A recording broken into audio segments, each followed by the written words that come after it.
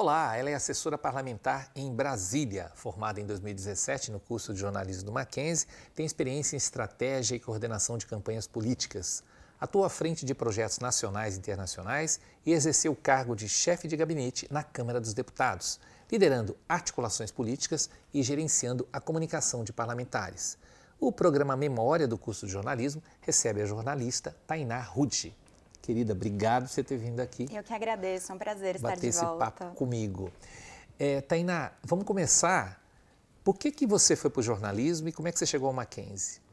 Eu considero o jornalista um fofoqueiro profissional, né? Eu sempre fui uma pessoa muito curiosa, então sempre tive muita afinidade com comunicação, sempre fui muito comunicativa. O jornalismo foi uma das minhas principais opções e não me arrependo.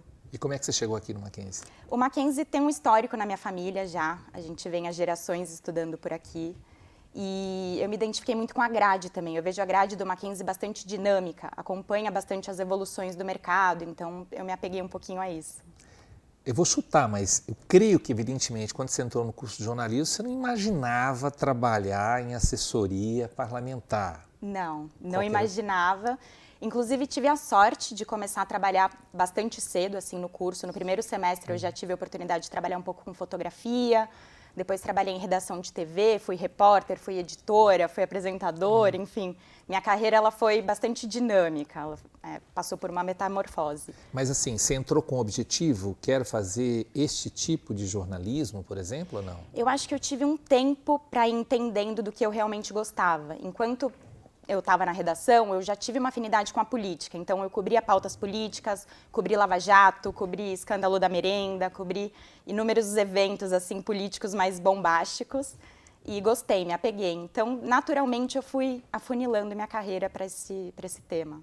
Mas dentro da faculdade, você tinha alguma coisa que te chamava mais atenção? Seja fotografia, televisão, rádio, teoria da comunicação? Eu acho que na universidade eu sempre gostei mais da parte textual da coisa. Tanto que eu comecei e fui para a redação, depois migrei um pouco para a área de dados, que é uma leitura né, do comportamento da população nas redes sociais. Então, as estratégias que a gente traz é muito dessa análise de como falam, o que falam, quais são as palavras-chave. Eu acho que o texto foi uma coisa que me fez brilhar os olhos. Nos anos finais do seu curso, da sua formação, a gente estava num período assim, começando já, pega desde 2013, mas as coisas 16, 17, né? A questão política no Brasil num acirramento total, ou seja, na sua formação a política já estava pegando fogo e ela continua até hoje. Posso dizer que você pegou um período, talvez um dos períodos mais críticos da política brasileira. Como é que é trabalhar nessa questão de fla-flu constante? Eu acho que não só teve uma mudança na política brasileira, como na comunicação. Né? Porque junto com esse boom da política fla-flu, vieram os influenciadores que também ajudam muito nessa tomada de decisão. Então, eu acho que a gente teve que aprender a ser um pouco mais dinâmico, um pouco menos engessado nessa forma de comunicar e aprender um pouco a perder esse tato frio do jornalismo sério, Caxias, é quadrado. Os influenciadores ajudaram muito a gente a trabalhar essa política de uma forma menos... programa de TV um pouco mais olho no olho. Sabe? Mas quando a gente fala do influenciador, geralmente, eu acho que para a grande maioria está voltado talvez mais para o entretenimento, para a venda de produtos. Como é que é a atuação dele na política? O político é um produto também, né? De certa maneira, sim. Ele é um produto também. Então, a gente tem muitos influenciadores, assim, com todos os políticos que eu assessoro, a gente procura aproximar a muitos influenciadores, não só... objetivamente eu voto em fulano ou em ciclano, mas assim, com pautas. Então essa pauta aqui no Congresso está fazendo muito barulho, a gente não está conseguindo emplacar, a gente procura alguns influenciadores. Desculpa, ele faz o papel que era do lobista ou não? Ou o lobista continua? Continua. Hoje o lobista chama-se Helgov, ou Advocacy. E eu costumo dizer que por trás de todo político tem uma gama de gente que tem inúmeros interesses diferentes.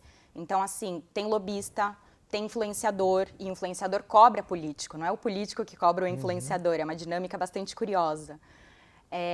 Tem associações, tem a população, né, que são os votos que daqui a 3, 4 anos ele já vai ter que angariar de novo, então Tem bastante gente por trás de cada um deles, dos 513 que estão ali dentro da Câmara, por exemplo.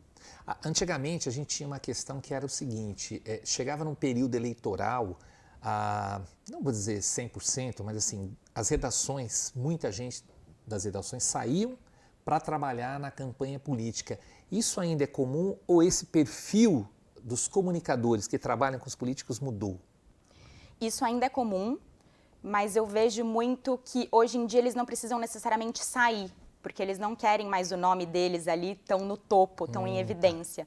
Então eles costumam trabalhar mais nos bastidores, movimentar a própria redação para contribuir com pautas ou com direcionamento, enfim, com essas articulações de bastidor. Vejo sim, vejo bastante gente de redação atuando nas campanhas, não só em campanha como em mandato, tá? Porque tem muitas pautas que a gente tem interesse ou não em tramitar ali dentro do Congresso. Então, esse vínculo é real. Quando a gente fala na comunicação, no comunicador, é possível dizer que grande parte é jornalista ou você tem gente de todos os perfis, de todas as formações? É possível dizer que grande parte, mas não somente. Tem também da área de publicidade, claro, muito advogado, porque a gente precisa saber o que está falando, como está falando e como isso vai repercutir ali na frente, se tem algum risco ou não. Tem gente de todas as áreas dentro da Câmara, mas direcionando um parlamentar ou direcionando um candidato, geralmente vem da comunicação ou do direito. Quando o parlamentar chega em Brasília, geralmente uma pessoa que não está acostumada, precisa de todo um aparato ali para orientá-lo. Essas pessoas já estão lá ou ele leva essas pessoas? Eu vejo que o parlamentar, quando ele chega com uma ingenuidade muito grande em relação à Câmara. Então, ele costuma levar pessoas de confiança da base, que geralmente não têm experiência em Brasília, não têm experiência na Câmara ou no Senado. E, ao longo do tempo, eu vejo os gabinetes se transformarem. Então, pessoas que vieram começam a deixar, ou porque não aguentam a dinâmica, ou porque não se identificam, ou porque precisam abrir espaço para quem, de fato, é de Brasília e está lá há 20, 30, enfim, uma vida inteira e conhece todos os trâmites do Congresso. Precisa ter gente de Brasília no time, porque senão a coisa não roda. É incrível. Quando você fala gente de Brasília, são profissionais. Ali. Profissionais, assessores, porque os assessores é quem faz a política, são eles quem fazem a política. Parlamentar senta, eles podem brigar na frente das câmeras, eles podem brigar ali no plenário enquanto tem gente filmando, enquanto está sendo transmitido, mas depois eles estão tomando café, eles estão tomando um chopp, eles estão jantando juntos, porque eles são seres humanos que se apegam uns aos outros, mas quem está fazendo articulação são os assessores. Tainá, chegou muita gente nova, né? Acho que teve e aí você teve, por exemplo, o Bolsonaro acabou influenciando muitos jovens a entrarem na política e tal. Como é que é essa relação dos parlamentares mais jovens com os parlamentares mais antigos? Há um entrosamento? Um entrosamento, ou pelo menos um bate-papo, assim, uma negociação? Olha, é difícil. É difícil porque eu sinto que tem muita rejeição nesses parlamentares mais antigos e eles sentem que existe um certo atropelamento de hierarquia ali dentro. Então, por exemplo, vou mencionar o nome do Nicolas Ferreira, que assumiu a Comissão da Educação. Isso nos bastidores repercutiu muito mal, porque, de fato, é um parlamentar de primeiro mandato, sem muito experiência, jovem. muito jovem. Então, muitas coisas acontecendo simultaneamente na vida dele. E a comissão, que é uma comissão importante, é a última das prioridades. É uma das mais importantes, né? Uma das mais importantes. Tá da verba. Ao menos para nós, né? Assim, enquanto população. É porque tem muito dinheiro também trabalhando. Muito dinheiro envolvido, muito projeto tramitando, muito projeto travado. E quando um parlamentar desse assume, como é feita a negociação com ele? É um parlamentar novo, ninguém sabe como funciona essa atuação política dele, de articulação. Então, e como eu falei, a comissão é uma das últimas prioridades dele. Então, vira um processo mais lento, moroso, com pouca articulação, com pouco fluxo de conversa com ele, porque ele está sempre ocupado com inúmeras outras coisas. Eu vejo bastante... Eles são bastante separados, assim, os parlamentares antigos e os parlamentares mais midiáticos. Você fala com bastante paixão desse trabalho, do cotidiano da política, dos bastidores da política. Mas você tinha alguma paixão pela política na época da faculdade ou não? Eu confesso que eu, como a grande maioria das pessoas, tinha até um certo desprezo, assim. Eu costumava achar que a política era um ninho só deles ali, que nada seria possível modificar ou atuar de verdade sem que tivesse inúmeras articulações por trás.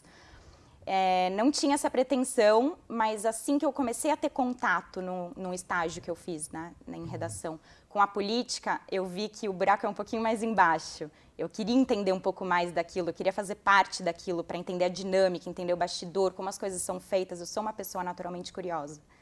Então, a política se tornou um fator curioso para mim diariamente, assim. Ela é importante cotidianamente, né? Sim, sem dúvida. Tudo é política, né? Eu falo sempre para os alunos, né? Não tem... A moda é política, o futebol é política, a cultura é política, a música é política, né? Você tá dentro de você constantemente, em tudo, em tudo. E você consegue transitar com partidos que não são os que você trabalha? Como é que funciona isso? Como é que funciona o relacionamento com os outros assessores? Isso é bastante curioso, porque os assessores em si já passaram por todos esses partidos. Então, essa interação nossa de bastidor é muito fácil de acontecer. A gente se reúne. Eu vim agora de um partido mais alinhado à direita, com uma parlamentar que beira a extrema-direita. E eu sento para tomar café com uma pessoa do PV, uma pessoa do PT. A gente sai para conversar, já aprovei projetos do PV, porque a gente vai negociando, olha, isso aqui não dá porque eu prego a falta de transparência, então vamos ajustar esse texto, vamos tirar essa parte, aí a gente consegue aprovar, eu libero o teu projeto. Não, tá bom, deixa eu conversar com o meu parlamentar, ela leva de volta o texto, traz para mim. Não, tudo bem, vamos aprovar, aprovamos um texto importante na Comissão da Saúde. Então, esse diálogo entre assessores é muito importante e eles já passaram por muitos partidos, os menos militantes, assim, os que não trabalham porque quem é militante não muda, né? Não vai. Tainá, no que o jornalismo te ajuda no cotidiano? A sua formação, na realidade. A minha formação me ajuda a construir narrativas para o parlamentar. Então, não é só um projeto, é um projeto que a gente está pautando porque alguma coisa a gente quer ali na frente. Então, quais são suas bandeiras? O que a gente precisa falar para pregar essa bandeira um pouco mais à frente, se não é uma dela hoje? Então, a construção dessa narrativa, a pesquisa, o entendimento é uma base sólida que o jornalismo me deu.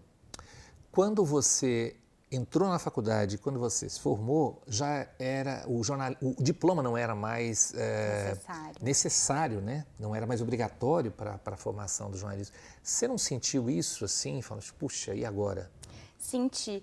Eu acho que não só o fato de não precisar de diploma, mas como a gente estava falando dos influenciadores, a comunicação cabe a todos hoje em dia, né? Com o mundo mais digitalizado, enfim, essa coisa dinâmica, ao vivo, a gente saiu bastante prejudicado disso, mas eu acho que o fato da gente ter uma credibilidade diante do diploma, eu acho que dá uma fortalecida, assim, e o embasamento teórico também, né, que faz toda a diferença. Mas você acha necessário, não diria o diploma, mas a formação universitária para um cargo da comunicação? Indispensável, eu acho indispensável. Eu me vejo hoje usando técnicas que eu aprendi aqui dentro, claro que a prática é quem forma, né? Mas aqui dentro, a teoria, eu vejo que me deu um embasamento muito maior para conseguir pensar nas tomadas de decisão, sabe? Eu acho que essas coisas são bastante influenciadas pela teoria, pelo embasamento que eu tive aqui técnico.